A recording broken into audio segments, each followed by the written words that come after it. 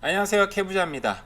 시청하시기 전에 구독하기, 좋아요 부탁드립니다. 2005년과 2019년을 비교했을 때 그 전에 있었던 집 소유의 여부는 자산의 격차, 집 소유자와 비소유자의 자산의 격차가 50만 불 이하였는데 지금 2019년, 사실 2022년에 더 커졌겠죠. 2019년을 비교해 보니까 그 자산의 격차가 1.2 밀리언, 자산의 격차는 지금 1.2 밀리언, 12억의 차이가 났다고 합니다. 날씨가 좀 흐린데요. 그럼에도 불구하고 좋은 하루 보내시고요. 제가 오늘은 TD에서 나온 굉장히 흥미로운, 충격적인, 사실은 다 알고 있었던 보고서를 소개를 하려고 합니다. 원 제목은 Is Housing Perpetuating the Wealth Gap in Canada? 입니다. 의역하자면 주택 소유 여부가 어떤 자산의 갭을 영속화시키나, 그러니까 빈부격차를 영속화시키나 라는 질문이에요. 사실은 연구자는 답은 하긴 했지만 여기에 대한 자세한 내용을 한번 보도록 하겠습니다. 이게 통계에 나오지 않는, 통계상으로 보면 우리가 아는 거랑 다르다는 얘기거든요. 연구자가 얘기하기를 소득의 격차가 더 벌어질 거라고 생각을 했는데 막상 결과를 보니까 그렇지 않다는 겁니다. 보시면 2005년과 2019년을 비교해 보면 상위 1%, 순자산이에요. 순자산 조금 줄었죠. 2% 가까이 좀 줄었습니다. 그리고 상위 10% 같은 경우에도 0.7%가 줄었어요. 올해는 우리는 잘 사는 사람은 더 잘 살게 됐다고 믿었는데 통계적으로 보면 그렇지 않다는 겁니다. 그리고 상위 30%도 조금 늘었고 하위 50%도 보면은 0.9%, 1% 가까이 늘었습니다. 그래서 이걸 봤을 때 연구자가 놀란 건 우리가 캐나다에서는 소득 격차가 점점 줄고 있네라고 생각을 했어요. 다음 그래프 보니까 상위 1%, 상위 10%, 상위 30%는 보면은 조금씩 줄었고, 그리고 하위 30%를 보니까 지금 거의 3% 가까이 늘었잖아요. 그래서 이거 그래프를 봐도 정말 이 못 사는 사람들 저소득층 사람들이 점점 자산이 늘고 있네라고 생각을 했다고 합니다. 그런데 이걸 자세히 파보니까 그렇지 않다라는 거예요. 이 하위 30% 잡힌 사람들 중에 젊은 사람들이 많아요. 보면은 25세에서 30세 사이라고 합니다. 왜냐하면 이 사람들을 보면은 젊다 보니까 아직은 순자산이 많지 않잖아요. 근데 이거 핵심적인 내용은 순자산입니다. 순자산이에요. 순자산 하위 30% 사람들이 젊은 영 제너레이션이 많은데 막상 봐보니까 이 사람들이 소득이 굉장히 높다라는 거예요. 2005년인가 비교해 봤을 때 다른 세대보다도 영 제너레이션 젊은 세대임에도 불구하고 소득이 상당히 높다라는 거예요. 이렇게 소득이 높으면 사실은 우리는 하위 30%가 아니라고 생각을 했는데 순자산, 결국 이 사람들이 집을 많이 소유하게 됐는데 이건 결국은 부자들인데 부모들한테 상속을 받거나 부모들이 도와줬다든지 100% 도와준 건 아닌 거예요. 그러니까 디파짓을 도와줘서 집을 사게끔 도와줘서 집을 소유하고 있는데 이제 모기지가 많다 보니까 뎁트잖아요. 그죠? 그러다 보니까 순 자산이 적을 뿐이지 사실상 총 자산은 젊은 세대라도 부잣집 사람들은 많다는 겁니다. 이거 무슨 말인지 아시겠어요? 그러니까 결국은 순 자산으로 보면 하위 30%였지만 그 사람들 자세히 파보니까 집도 부자고 그들 자신들 소득도 높고 총 자산은 많은데 모기지를 받았다 보니까 순 자산에서 하위 30% 잡혔을 뿐이지 결국은 부자들이 결국은 부자 자식들에게 부를 세습하고 있고 그들은 더 많이 집을 사고 있다는 얘기입니다. 무슨 말인지 아시겠죠? 사실은 우리 다 아는 내용이에요. 그러니까 이 연구자도 그래프로 봤을 때는 우리 캐나다가 소득 분배가 그리고 자산의 상황이 좋아진다고 믿었는데 자세히 파보니까 역시나 우리가 알고 있다라는 거죠. 여기 보시면 2005년도에 비해서 2019년에 젊은 세대들이 지금 모기지 빚이 지금 많이 늘어났습니다. 다른 세대보다 많이 늘어났어요.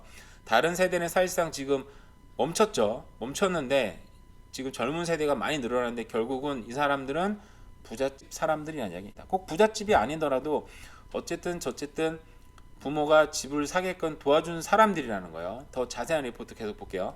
홈 오너와 비홈 오너의 자산 차이예요. 주택 소유자들과 주택 소유자 않은 사람들의 자산 차이를 보면 2005년은 옅은 녹색입니다. 총 자산의 차이가 50만 불이 채 안 됐어요. 근데 2019년에는 주택을 소유한 사람들과 주택을 소유하지 않은 사람들의 자산 차이는 1.2 밀리언 10여 가까이 벌어졌다고 합니다. 결국은 그 자산 차이가 지금 15년 만에 6.3배가 벌어졌다고 합니다. 아까 설명을 드린 대로 보면 소득은 뭐 좀 나쁘지 않아졌는데, 근데 보시면 그 real estate share of total asset, 결국은 이게 주택 소유 여부는 점점 늘어나고 있습니다. 지금 하위 30%, 그리고 부자들은 점점 집을 사고 있다는 얘기고, 모기지 대표도 지금 늘어나고 있는 상황이거든요. 결국은 이 부자들이 지금 집을 더 소유하고 있다라는 거. 아까 설명드린 대로 하위 30%였지만 이걸 파보니 이 사람들이 자산이 늘어나고 있어서 결국 파보니까 소득도 높고 집도 부자인 사람들이 자식들한테 지금 부를 세습하고 있다라는 겁니다. 이거는 옳고 그름의 문제가 아니고요.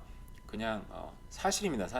사실이기 때문에 이 길을 따라가지 않으면 사실은 부를 쫓아가기가 혹은 부를 추월하기가 굉장히 어렵다는 얘기예요. 이런 사실들을 좀 알고 살면 좋겠죠. 흥미로운 그래프가 있는데요. 이 그래프는 부모가 렌트를 했는지, 그 집을 소유했는지 그 여부에 따라서, 그리고 자산의 소유의 여부에 따라서 자식들의 인컴이 얼마나 달라지는지에 대한 그래프인데요. 보시면 렌터들, 그 페런트 웰스가 1억 미만인 사람들 같은 경우에는 자식들이 5만 불에서 1억 이하의 소득을 갖고 있는 사람들이 34%, 그리고 뭐 1억 이상을 버는 사람들이 56.7%인데, 부모가 오너, 집을 소유하고 있는 사람들은 자식들이 중산층, 그러니까 5만 불에서 10만 불 정도 버는 사람들이 중위 계층이라죠. 중위 계층이 갑자기 2배로 팍 늡니다.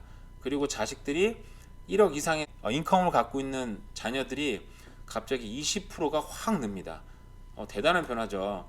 부모가 집을 소유하고 있는지 렌트하고 있는지 오너인지에 따라서 자식들의 인컴이, 통계입니다. 그냥 이거는 뭐 어떤 게 아니에요. 그냥 거의 2배로 가까이 는다. 그리고 이거는 부모 자산들이 그래도 1억 이상이 있는 사람들인데, 렌트하고 있는 사람들도 50.1%, 그리고 자식 1억 이상 버는 확률이 72.8%인데요. 또 부모들이 집을 소유하게 되면 이 이율 자체가 또 56%로 7% 가까이 늘고요. 2%에서 4% 가까이 납니다. 결국은 뭐 저도 이 자세 리포트를 읽어보면 부모가 이거는 북미뿐만 아니라 저기 스웨덴에서도 이런 비슷한 리포트가 또 있다고 합니다. 부모가 자산의 여부에 관계없이 집을 소유하고 있는 여부에 따라서 뭐 사회생활, 경제적 능력, 어떤 경제적 여건들, 경제적 기회들이 굉장히 많이 증가한다고 합니다.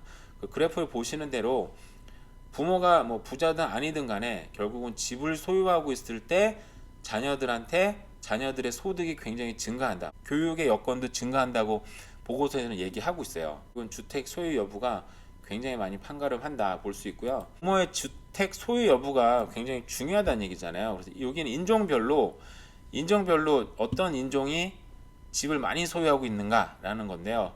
사실 이거 보면 사실 저도 좀 의외이긴 했어요. 보면은 중국 사람들이 압도적으로 높습니다. 중국 사람들 정말 압도적으로 높고, 중국 사람 열의가 굉장히 대단하다고 하잖아요. 압도적으로 높고, 그 다음으로 화이트, 백인들은 물론 세대를 걸쳐서 부를 쌓았기 때문에 결국 높죠. 그래서 결국은 백인들이 부를 세습한다는 얘기죠. 더 많이 세습하고 있고 이 나라의 주류로 자리 잡고 있고요.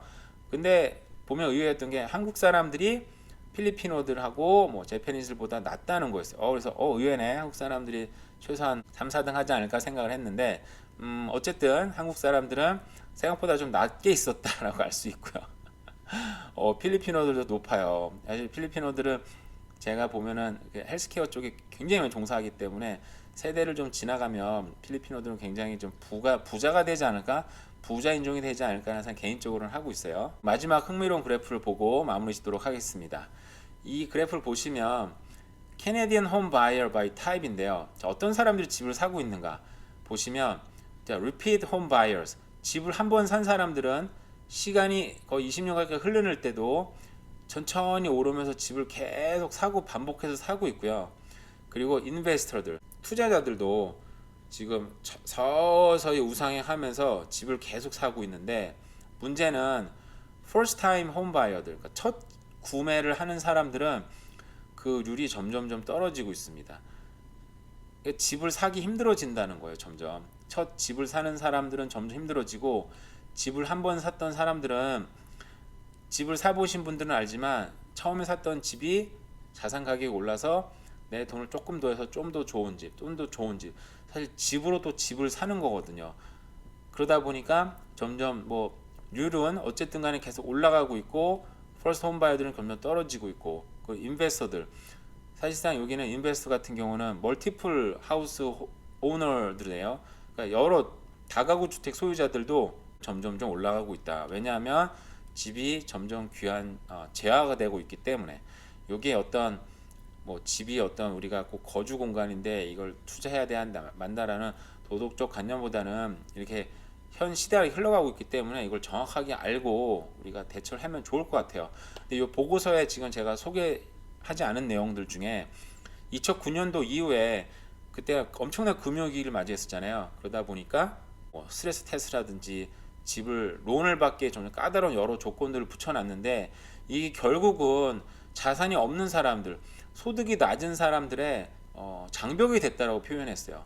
장벽이 되다 보니까 오히려 첫 집을 구매하기가 너무너무 어려워지고 있다라는 거죠. 아까 얘기했듯이 소득의 하위 30%, 이게 아니라 순자산의 하위 30%는 젊은 세대였는데 결국은 부모들이 그들을 집 사는 걸 도와줬고 부는 세습되고 있다라는 거예요. 그래서 우리가 제가 몇 번 얘기하긴 했는데, 정말 우리가 세대를 이어갈 수 있는 큰 플랜을 갖고 정말 우리가 중산층으로 진입하기 위한, 중산층에서 밀려나지 않기 위한, 그리고 고소득층으로 상위 클래스로 가기 위한 노력을 계속 해야지 우리가 안정적인 삶을 살 수 있다라는 생각이 더욱 듭니다. 오늘 뭐 한 흥미로운 리포트를 소개했는데요. 도움이 되셨으면 좋겠습니다. 감사합니다.